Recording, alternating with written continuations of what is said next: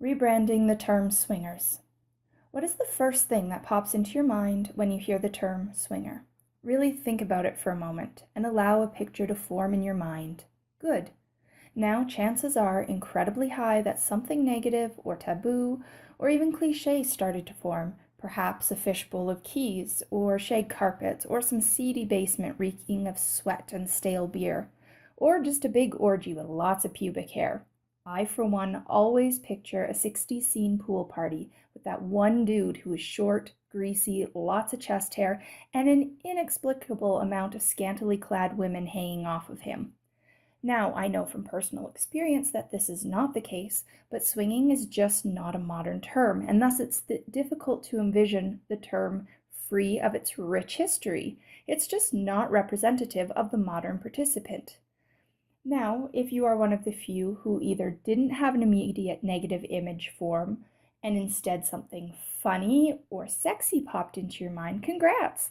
But the reality is, if you are part of the lifestyle or know people in it, it can be difficult to separate the stigma from the reality, or even to look at people who have admitted to swinging without a bit of skepticism. You know they look normal, but you may wonder what is wrong with them, or their marriage, or just think they are clearly not typical swingers because swinging is not normal and the word has a lot of visual stigma attached. With all this taboo and preconception in mind, you can well imagine why so many people who identify as swingers are looking to rebrand the name. It is human nature to want to be accepted in society, or at the very least not judged at every turn. And swingers, polyamory, open relationships, and all the other labels on the non-monogamous spectrum have taken their share of societal beatings over the years. No one group outside of monogamy holds a universally accepted relationship norm. And that is why over the last few years we have seen an influx of people trying to break free of stigma and or prove the judgmental people wrong.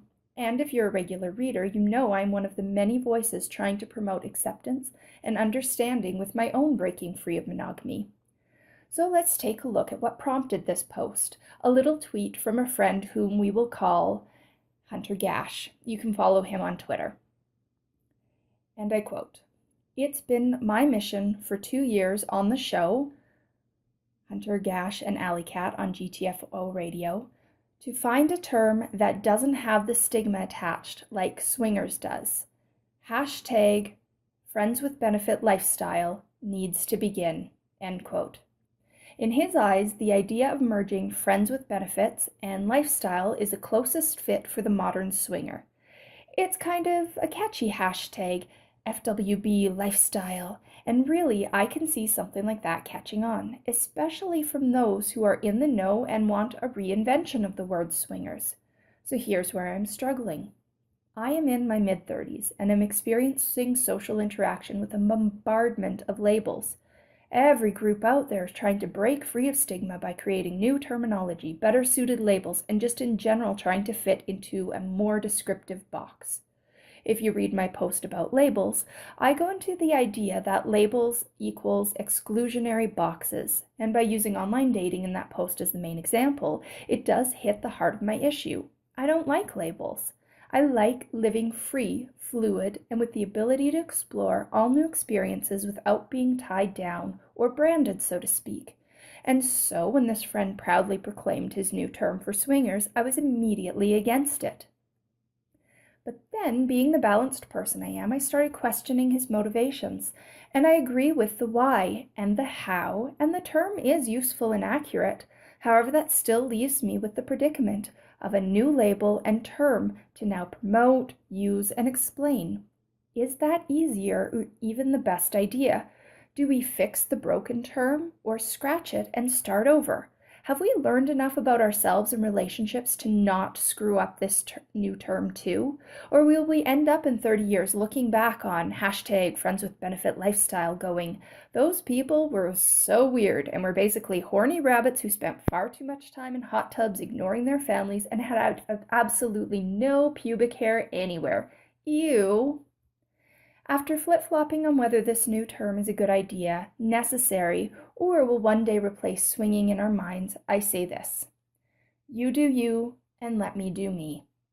If using a new term helps you find your place and gives you a defined sense of community, then all the power to you. If labels and boxes give you certainty and comfort, then go for it. Breaking free of terms that have stigma attached and misrepresent a large community is a completely understandable cause. For me, though, I prefer to break free of labels and move towards a more fluid existence. In the real world, it seems like labels are less important than on social media. So perhaps it's time to pool our resources, more in-depth conversations, and explanations of what we already have, and do away with trying to reinvent the wheel. Did you like this post? Want to get in on the conversation or see the sexy behind the scenes pictures and videos? Check out my Patreon page today.